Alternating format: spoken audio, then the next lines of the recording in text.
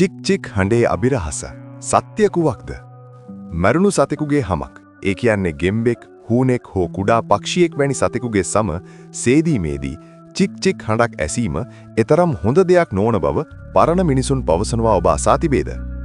පැරණි ගැමි සමාජයේ බොහෝ දෙනා විශ්වාස කළේ මේ අමුතු ශබ්දය අසුබ ලකුණක් කියයි.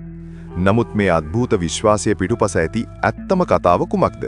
අපි ඒ ගැන සොයා බලමු. ෆැක්ට්ස් ලෝකයා සමගින්. පැරණි විශ්වාසයන්.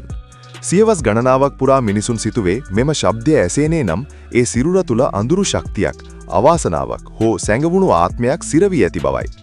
සමහරුන් මෙම ශබ්දය ඇසුණු පසු අදෘශ්‍යමාන යමක් Taman දෙස බලා සිටිනු ඇතැයි බියෙන් සතා ඇල්ලීම පවා නතර කළා. පැරණි ජනප්‍රවාද මෙම ශබ්දය ශාපයන්, හූනියම් සහ වෙනත් ලෝකයකින් එන සලකුණු සමග සම්බන්ධ කළා. සැබෑ විද්‍යාත්මක හේතුව.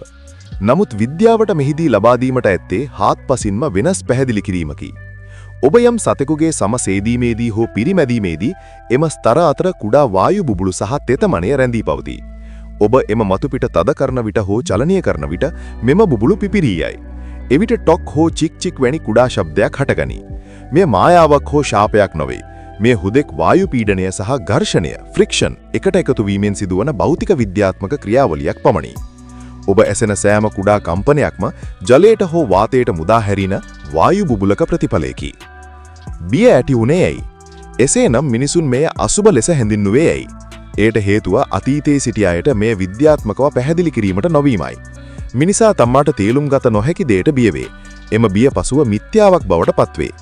අවසානයේදී එහි කිසිදු අසුබ දෙයක් හෝ ශාපයක් නැත. ඇත්තේ අභිරහසක් ලෙස සැඟවී සිටි විද්‍යාව පමණි. පැරණි විශ්වාසයන් සහ අద్භූත සම්ප්‍රදායන් පිටුපස ඇති සැඟවුණු සත්‍ය දැනගැනීමට ඔබ කැමති නම් අදම ෆැක්ට්ස් ලෝකයා සබ්ස්ක්‍රයිබ් කරන්න.